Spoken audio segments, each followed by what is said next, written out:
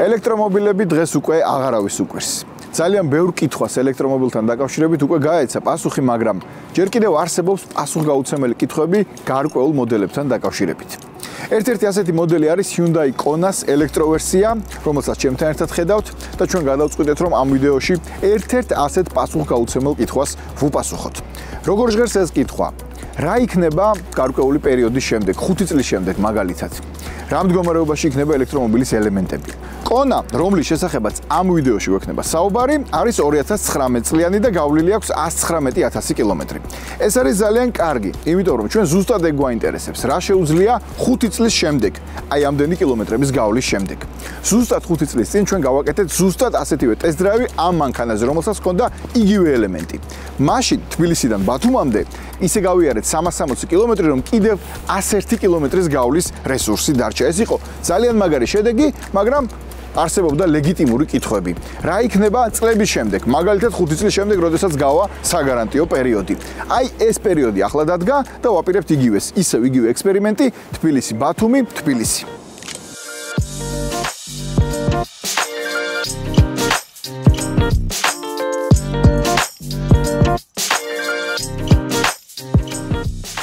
ამ ყველაფრიდან გამომდინარე, ამ ვიდეომ უნდა უპასუხოს კიდევ ერთ კითხვას. ღირს თუ არა მაგალითად სამხრეთ კორეიდან Hyundai Kona-ს ელექტროვერსიის ჩამოყვანა. სამხრეთ კორეიდან ამ მანქანის ჩამოყვანა შეგიძლიათ AutoImport Georgia-ს მეშვეობით, რომელიც არის AutoWin-ის ოფიციალური წარმომადგენელი საქართველოში და ორიენტირებულია დაუზიანებელი მანქანების ჩამოყვანაზე. დავიწყოთ ექსპერიმენტი. თბილისი, ბათუმი, თბილისი, დატენილია 100%-მდე, წავედით.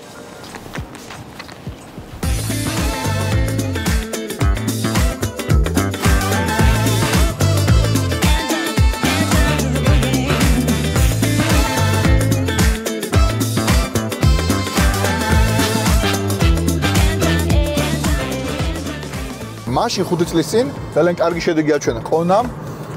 თუ არ გახსოვთ, გაგახსენებთ, რომ ესე იგი 480 კილომეტრი არის მისი რესურსი აი ამ 64 კილოვატ-საათიან ელემენტის ერთი დამუხტით WL ტიპის მიხედვით და ჩვენ მაშინ როცა ჩავედით ბათუმში კიდევ 101 კილომეტრის რესურსი დაგვრჩა. როგორც კი შევედით ბათუმში და ეს იყო ძალიან მაგარი შედეგი, 23% ელემენტს კიდევ ჰქონდა, ანუ კიდევ შეგვეძლო 101 კილომეტრის გავლა. ეს იყო სრულად ახალი მანქანა, აი ეს კი არის უკვე მეორადი და ბევრ ადამიანს რა თქმა უნდა აინტერესებს რა ხდება წლების შემდეგ. და 5 წლის შემდეგ განსაკუთრებით თანაც ძალიან საინტერესოა ის, რომ ზუსტად 5 წლიანი გარანტია აქვს ამ მანქანას და აი ეხლა რეალურად ეს ავტომობილი არის ის როდესაც უკვე გარანტია ამოეწურა, როდესაც მისი მეორადი შეძენა ხდება უკვე არის უკვე ასე ვთქვათ მოთხოვნადი მეორადი, როგორც მეორადი ავტომობილი არის მოთხოვნადი და საინტერესოა რა შედეგი გვექნება. თბილისიდან გამოსვლის შემდეგ ავტობანზე გვაქვს ესე იგი 97% და გვიწერს რომ გაივლის 479 კილომეტრს. საინტერესოა, ახლა ავტობანზე ვარ და აბსოლუტურად ჩვეულებრივად ვივლი.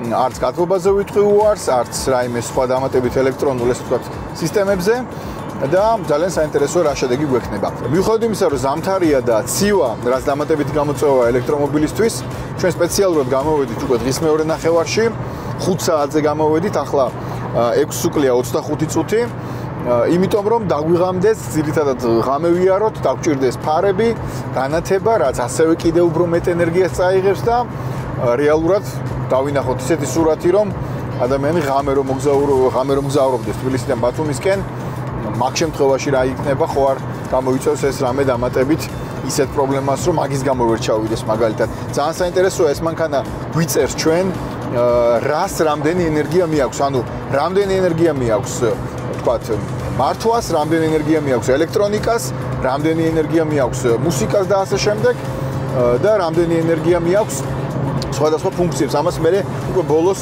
კარგად გაჩვენებთ თუ რა წაიღო და რამდენი პროცენტი ენერგია წაიღო კონკრეტულმა, ასე ვთქვათ, ფუნქციებმა გარდა მართვისა.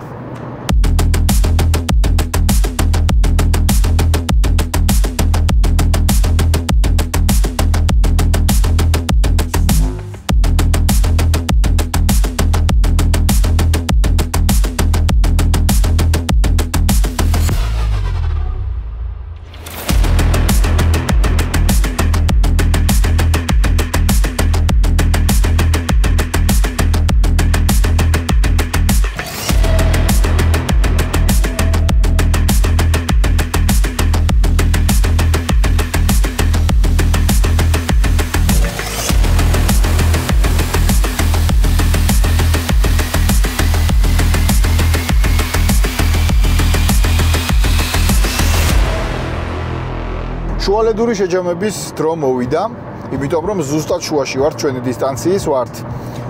სადღაც არ გვეთანს გამოვსვით ცოტა ხნის წინ. გავლილი მაქვს 3 წუთისთვის 177 კილომეტრი, თითქმის 180, ბათუმამდე არის 360 და შუაში ვართ, გზის შუაში. ფაქტობრივად მანძილის ნახევარი გავლილია და გვაქვს ძალიან კარგი სიტუაცია, მეგობრებო. 64% ბატარეის არის რესურსი ჯერ კიდევ ადგილზე, თუ შეიძლება რომ ასე ვთქვათ.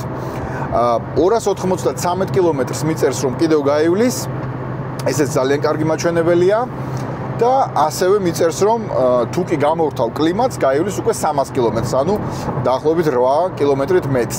რისი დამსახურება ეს ყველაფერი, გარდა იმისა რომ თურმე ელემენტი ყოფილა ძალიან ხარისხიანი.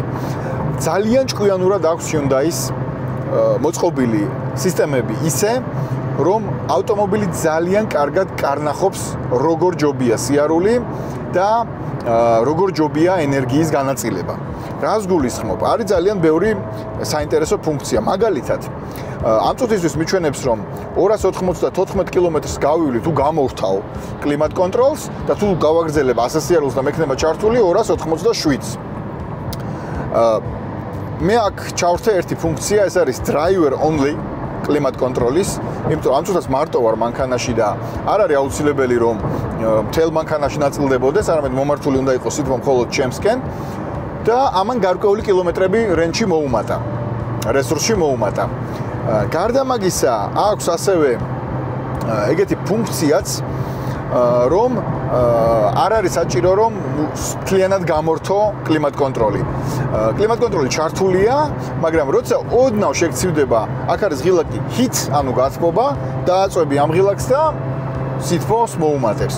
თუ ცოტა დაგცხა, heat-ს გამორთავ, კლიმატი ჩართული რჩება და სითბოც უკვე ინერციით აგრძელებს სალონის გათბობას, მაგრამ ამ შემთხვევაში როგორც კი ჰიტი გამორთე, ნახეთ, გათანაბრდა რესურსი კლიმატის სიარულისა და კლიმატის გამორთვის. ანუ ფაქტობრივად გამორთულ მდგომარეობაში რჩება. ნახოთ ახლა როგორ გაგრძელდება, აქამდე იყო ავტობანი, მერე რიკოც რეკუპერაცია მიმუშავა არაჩვეულებრივად და რეალურად გრძნობდი, მაგასაც გაჩვენებს, ანუ რეკუპერაციის დროს როგორც კი აუშვებ მარჯვენა სატრფულს ფეხს, მაშინვე გაჩვენებს რამდენი მეტრი თუ კილომეტრი მოიგე. აი ახლა აუშვი და უკვე 9 კილომეტრი მოგებული მაქვს, აი ამ რამდენიმე წამის განმავლობაში და როდესაც რიკოც დავეშვით, აი იქ ყოველი აშვების შემდეგ და რაც უფრო დიდხანს აუშვებდი მარჯვენა სატრფულს, მით უფრო მეტ კილომეტრებს გამომუშავებდა და აი აქაც აისახებოდა, მე უკვე ემატებოდა რეალურად.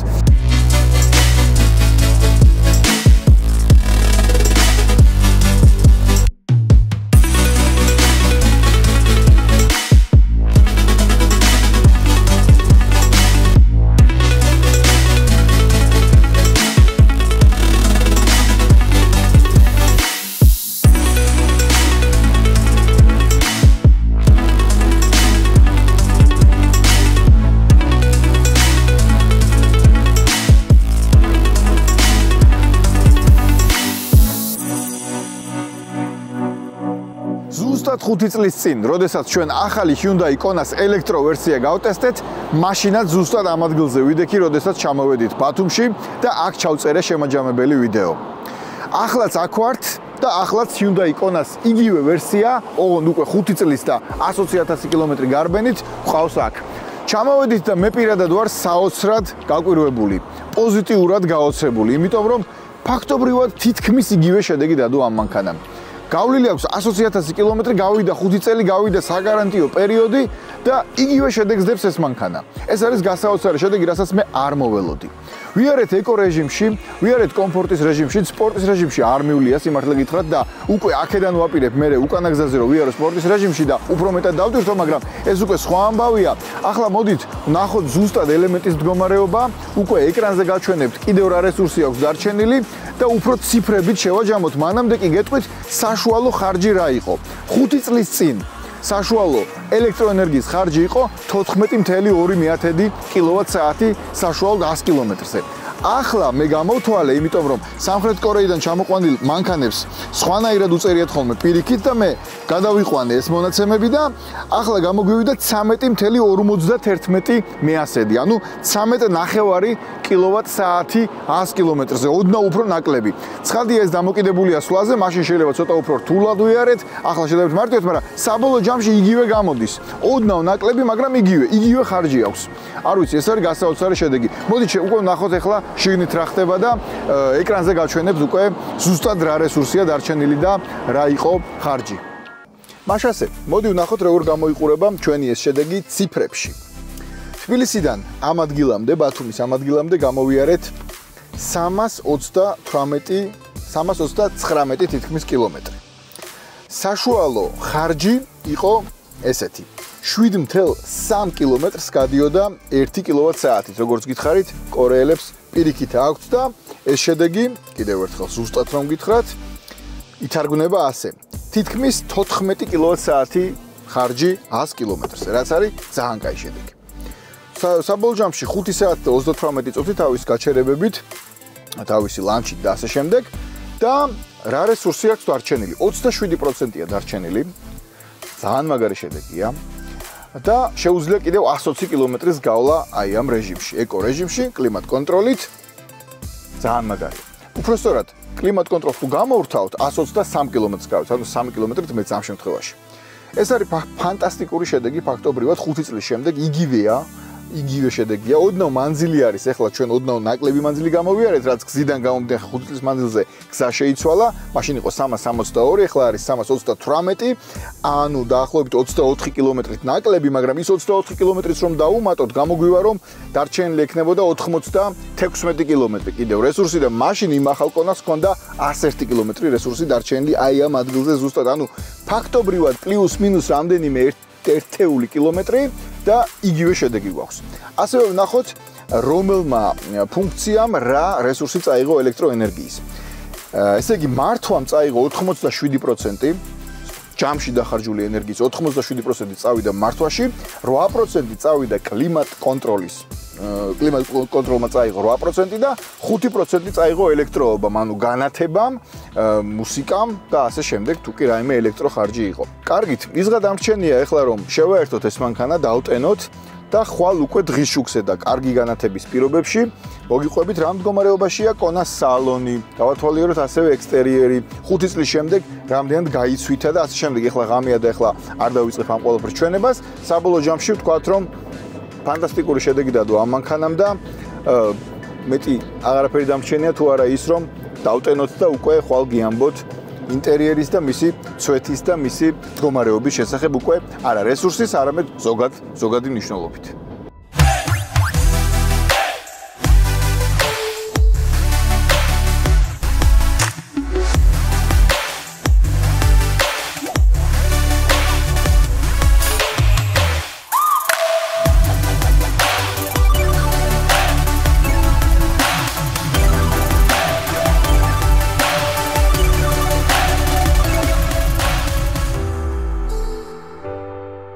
ესეც ასე, დავტენეთ ისევ 100%-ამდე და ვემზადებით ჩვენი ექსპერიმენტის მეორე ნაწილისთვის. ჯერ ვთქვათ დამუხტვის დროის შესახებ. 64 კილოვატ-საათიანი ელემენტის დამუხტვა Hyundai Kona-ზე ჩვეულებრივი როზეტიდანაც შეგიძლიათ სახლის პირობებში ყოველგვარი სწრაფი დამტენის გარეშე, ოღონდ დრო არის ბევრი, 18 საათი ჭირდება. თუ სახლში ამის პირობები გაქვთ, ეს მშვენიერი ვარიანტია, ყოველთვის შეგიძლიათ შეერთოთ, დატენოთ, არ არის აუცილებელი დაიტანოს 100%-ამდე და ქალაქში იმოძრაოთ. მაგრამ თუ სწრაფი დამტენი გჭირდებათ, დაახლოებით 3-დან 4 საათამდე დაჭირდება იმისთვის, რომ ავიდეს 100%-ამდე. ეს იმისთვის, რომ გქონდეთ ინფორმაცია. სანამ თბილისისკენ დავიზრებით, მოდით ვნახოთ რა მდგომარეობაშია Hyundai Kona-ს ამ ელექტროვერსიის ექსტერიერი და შემდეგ უკვე ინტერიერიც. 5 წლის მანქანაა, არის დაუზიანებელი, ჩამოვიდა ესეთ მდგომარეობაში, როგორცაც ხედავთ. მე ახლა არ დავიწყებ კონკრეტულად დიზაინის ელემენტებზე საუბარს, იმიტომ რომ ეს არ არის ახალ-ახალი ავტომობილი და ჩვენ ეს მანქანა გადასტილი გვყავს, როგორც უკვე იცით, მაგრამ გეტყვით მაინც რამდენი აქვს მაგალითად სიმძლავრე. ეს არის 204 ცხენის ძალა. მაბრუნი მომენტი დაახლოებით 400 ნიუტონ-მეტრი, 395 ნიუტონ-მეტრი მაბრუნი მომენტი და რაც ყველაზე მნიშვნელოვანია, წონა არ აქვს ძალიან დიდი. 1700 კილოგრამია ამ მანქანის წონა, რაც ცოტაც არ არის, მაგრამ თუ გავითვალისწინებთ, რომ ელექტრომობილია და ელემენტების წონის ამბავიც კარგად მოგეხსენებათ, 1700 კილოგრამი არ არის ბევრი და ზუსტად ეს არის იმის გამომხატველი, რატომ არის ზოგადად ესეთი ეკონომიური, როგორც ჩვენ გაჩვენეთ გადაცემის პირველ ნაწილში. ხო, კიდევ ერთი რამ. ეს არის წინაამძრავიანი და ესეც არის კიდევ ერთი მიზეზი იმისა, თუ რატომ არის ასეთი ეკონომიური და რატომ გადის ამდენ კილომეტრებს, იმიტომ რომ სრულამძრავიანი ვერსია, რა თქმა უნდა, უფრო ნაკლებს გაევლიდა. და რა კითხა კილომეტრებზე და რესურსებზე ვსაუბრობთ და ჩვენ ყოველთვის უმეტესწილად სწორედ ამაზე ვსაუბრობთ, როდესაც ელექტრომობილთან გვაქვს საქმე. აქვე უნდა გითხრათ ისიც, რომ 5 წლის წინ ჩვენმა გერმანელმა კოლეგებმა, ავტობილდ გერმანიის ჟურნალისტებმა რეკორდი დაამყარეს ამ მანქანით. Hyundai Kona-ი გაიარეს 1024 კილომეტრი. თუ როგორ გაიარეს ეს 1024 კილომეტრი, ეს ცალკე სასაუბრო თემაა. რეალურად ასეთი რეკორდი არავის არ სჭირდება და გეტყვით რატომაც, იმიტომ რომ მათ ძალიან სასათბურო პირობები მოუწყეს სპეციალურად ატარეს სულ 40 კმ/სთ სიჩქარით, კლიმატ კონტროლის გარეშე, მუსიკის გარეშე და განათების გარეშე. რატომ? უბრალოდ უნდათ გაეგოთ ყველაზე მინიმალური დანახარჯით რამდენ კილომეტრს გაივლიდა და აი ასე მივიდნენ რეკორდამდე 1024 კილომეტრამდე, რომელიც პრაქტიკაში რა თქმა უნდა არავის არ სჭირდება, მაგრამ ციფრი დაფიქსირდა. და ეს იყო მთავარი. Kona იყო მაშინ რეკორდსმენი ავტობილდის ავტოფარეხში და ეს უბრალოდ იმისთვის რომ იცოდეთ, მაინც ყოველ შემთხვევისთვის აი ესეთი რესურსიც კი დადო ამ მანქანამ. ცხადი 1024 კილომეტრს ვერც ერთი ვერ გავივლით რეალურ მოძრაობაში, მაგრამ მაინც კარგი ამბავია. ახლა კი დროა უკვე შევხედოთ ინტერიერს, ნახოთ რა მდგომარეობაშია მისი სალონი და მერე უკვე წავედით თბილისში. დავიწყოთ იმით, რომ ზოგადად Hyundai Kona-ში არ არის პრემიუმ ხარისხის მასალები გამოყენებული, არის პლასტმასი ძირითადად. აი გესმით, ზემოთაც, აქაც, მაგრამ ვიზუალურად ისია შეფუთული და ისეთ ფერებშია გადაწყვეტილი, რომ მოგეწონება ნამდვილად ადამიანს. ყოველ შემთხვევაში არც აქვს ამ მანქანას პრეტენზია იმისა, რომ ერქვას პრემიუმ კლასის და პრემიუმ ხარისხის თუნდაც ელექტრო კროსოვერი. შენახულია ძალიან კარგად უყურებ ახლა მე და გრძნობ ამას, არ არის მაინც და მაინც გამოკვეთილი განსაკუთრებული ცვეთები, აი აქ სადაც ყველაზე ხშირად არის ხოლმე ნაკაწრები ცენტრალურ კონსოლზე, ერთადერთი ნაკაწრი აღმოვაჩინე აი ეს. სხვა სადაც ყველაფერს ეხება ხელი, ძალიან კარგად არის შენახული. ორი ვარიანტია. ან იმდენად კარგი ხარისხის პლასტმასებით გააკეთეს და იმდენად კარგი ხარისხის საღებავებით იმოქმედეს, რომ არ გაცვდა, ან მეორე ძალიან კარგად უვლიდა ის სამხრეთ კორეელი ადამიანი. ამ მანქანას ვისაც ეს ყავდა 120.000 აქ 119.000 გავლილი და წესით გარკვეული ცვეთები უკვე უნდა ყოფილიყო, მაგრამ არაფერი განსაკუთრებული. სხვათა შორის მე აღმოვაჩინე, რომ უსაფრთხოების ღვედებს ქვემოთ, ახლა აქ არ ჩანს ამ კამერაში, ჯერ კიდევ ეგრეთ წოდებული პარკები აქვს, ანუ არც კი მოუხსნიათ და უკანაც, აი აქაც, აი ამ ღვედსაც ეგრე აქვს და უკანაც ღვედების ქვემოთ პარკებშია გარკვეულწილად მანქანა ისეთი შთაბეჭდილება მრჩება, რომ აი მაგალითად უკან შეიძლება ხშირად არც მჯდარა არავინ. ანუ ზოგადად სამხრეთ კორეიდან როდესაც ჩამოდის მანქანა, ბევრი გვინახავს უკვე, ბევრის გადაგვიღია და თქვენთვისაც გვიჩვენებია. გასაოცრად კარგ მდგომარეობაში ჩამოდის ხოლმე მოვლილი ავტომობილების სუფთა და ეს გვიკვირს. არ გვიკვირს, იმიტომ რომ ზოგადად სამხრეთ კორეელები ნამდვილად არ არიან ისეთი ადამიანები, რომლებიც აბიძურებენ მანქანებს, მენტალურადაც არ არიან ცუდი ხალხი ნამდვილად. თლად ისეთი მანიაკებიც, კარგი გაგებით არ არიან, როგორც იაპონელები მაგალითად, მაგრამ გაცილებით ჯობიან ამერიკელებს მანქანის მოვლის საკითხებში. მართლა კარგად ულიან და ინახავენ, თუ რაიმე ნაკაწრები უჩნდება ხოლმე, სხვა შორის მაშინი ასწორებენ გარედან და ინტერიერსაც ეტყობა, რომ ძალიან კარგად არის შენახული და ესმე მომწონს. არ მომეწონა და ბარემ აქვე ვიტყვი, ხმის იზოლაცია ამ მანქანაში. ზედმეტად ბევრი ხმები შემოდის გარედან, ეს სხვათა შორის ახალ Kona-საც ასე ჰქონდა, მოემატა მას მერე ხმები აშკარად, ხმის იზოლაცია უფრო გაუარეს და როგორ უნდა ვთქვა, მაგრამ ყოველ შემთხვევაში ხმები შემოდის, განსაკუთრებით მაღალ სიჩქარეებზე, ავტობანზე, 100-ით რომ მედიხარენ 120-ით უკვე ხმები შემოდის, არა რა თქმა უნდა, ძრავის ხმა, იმიტომ რომ ეს ელექტრომობილია, მაგრამ აი ეს მართვის ხმა ნამდვილად შემოდის და ამას ხაზგასმით ეს უნდა ითქვას. თუმცა არა ისე რომ შეწუხდე და ვერ იარო, ცხადია. ხო, რახან მასალების ხარისხზე ვისაუბრე, ბარემ აქვე უნდა გითხრათ ძალიან მნიშვნელოვანი რამ. კერძოდ ის, რომ Kona-ს ელექტროვერსია ევროპული ბაზრისთვისაც იწარმოება სამხრეთ კორეაში. ანუ ეს მანქანაც, რომელიც სამხრეთ კორეაში ააწყვეს და შემდგომ უკვე ჩამოიყვანა ავტოიმპორტ ჯორჯიამ საქართველოში, ზუსტად ის ვერსია, რა ვერსიაც იყიდება ევროპაში, ზუსტად ის ვერსია, რა ვერსიაც შეგიძლიათ იყიდოთ Hyundai-ის ცენტრში მაგალითად თბილისში. და ბარემ აქვე გავშალოთ ეს თემაც და ვთქვათ, რომ სამხრეთ კორეიდან ავტოიმპორტ ჯორჯია ჩამოგიყვანთ ნებისმიერ ესეთ Hyundai-ის ასეთ კონასაც მათ შორის და ფასებზე უნდა ვისაუბროთ ამ შემთხვევაში. ძალიან საინტერესოა ფასი, რა თქმა უნდა, ყველაზე საინტერესო თუ არა. $10,000-დან $13,000-მდე ჯდება 2019 წლიანი Hyundai კონები გააჩნია გარბენს, მაგალითად, ახლახანს შევამოწმე და ვნახე, რომ იყიდება ამ წუთას დევს განცხადება ავტოვინიზე, რომელიც ოფიციალურად წარმოადგენელია საქართველოში ავტოიმპორტ ჯორჯია. 2019 წლიანი კონა 40,000 კილომეტრი გარბენ დღის $13,000.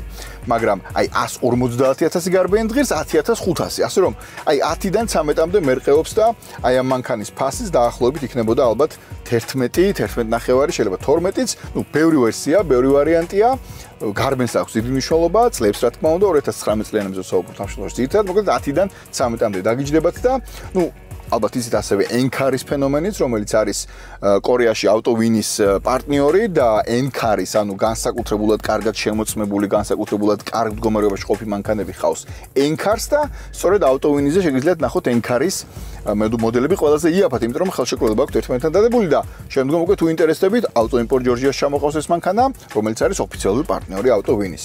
აი ესე. და რაც თავარია, სრული სერვისი, მათ შორის მანქანების შემოწმება სამხრეთ კორეაში, გარბენის გადამოწმება, რომ არ იყოს ჩამოყრილი, იქ ვიდეოს გადაღება, ყველაფერზე შემოწმება და ამ ყველაფრის ინფორმაციის მიწოდება დაინტერესებული ადამიანისთვის, ასე რომ კითხვის ნიშნები არ გექნებათ, თუ დაინტერესდებით და მიმართავთ ავტოიმპორტ ჯორჯიას, შემდგომ უკვე ნახავთ თქვენთვის ასრულ ავტომობილს, ყველანაირი ინფორმაცია გექნებათ და ყველანაირი გარანტია იმისა, რომ ჩამოვა ზუსტად ისეთი, როგორიც გინდათ, რომ ჩამოვიდეს. რაც თავარია დაუზიანებელი, იმიტომ რომ სამხრეთ კორეიდან ძირითადად დაუზიანებელი ავტომობილი ჩამოდის, შეიძლება ჰქონდეს გარკვეული დაზიანება მიღებული, ეხლა ჩვეულებრივი ამბავია, რომ რაღაც შეიძლება დაზიანდეს მანქანაში, თქვა, გაუსვან, გამოუსვან, მაგრამ იქ აკეთებენ, იქვე აღადგენენ და შემდგომ უკვე ჩამოდის. ყოველ შემთხვევაში ორიენტირებულები არიან ავტოიმპორტ ჯორჯიაში და ავტოვინიშიც სამხრეთ კორეაში, რომ ჩამოვიდეს დაუზიანებელი ავტომობილები უავარიო. ეს არის ძალიან მნიშვნელოვანი, რაც მე დაზოგავს თქვენს დროსა და ხარჯებს, არ მოგიწევთ ამ მანქანის გაკეთება, არ იქნება ნაავარიები და პირდაპირ ესე ფოთში დაждებით და წამოხვალთ თბილისში. მე მგონი ამოვუწურეთ ეს თემა გარკვეულწილად. ახლა უკვე დროა რომ გადავიდეთ მეორე ნაწილზე. ბათუმიდან წავიდეთ უკვე თბილისში, როგორც გითხარით, ვაპირებ რომ აღარ ვიარო ეკორეჟიმით, ვაპირებ რომ ვიარო კომფორტის რეჟიმით, რაც რა თქმა უნდა გამოიწვევს რესურსის შემცირებას, უფრო მეტ ხარჯს, მაგრამ საინტერესოა რა ხან თბილისიდან ბათუმამდე ესე კარგად ჩამოვიდა და ამდენი რესურსი კიდევ დარჩა. ეხლა უკვე ბათუმიდან წავიდეთ თბილისში და ვიაროთ კომფორტის რეჟიმით.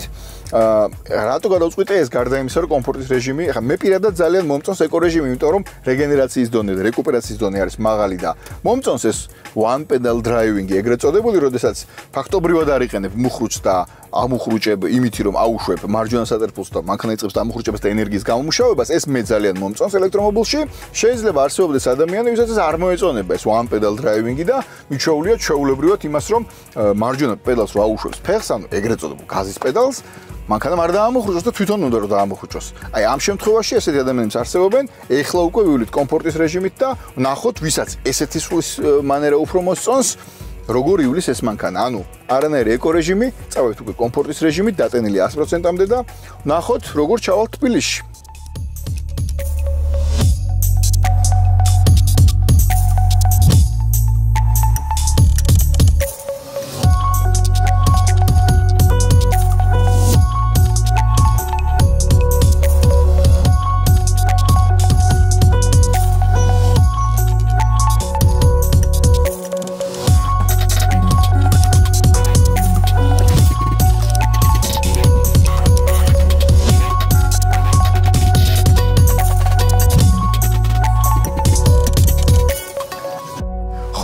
აი უკანა გზაზე ცოტა გაგვიჭირდა.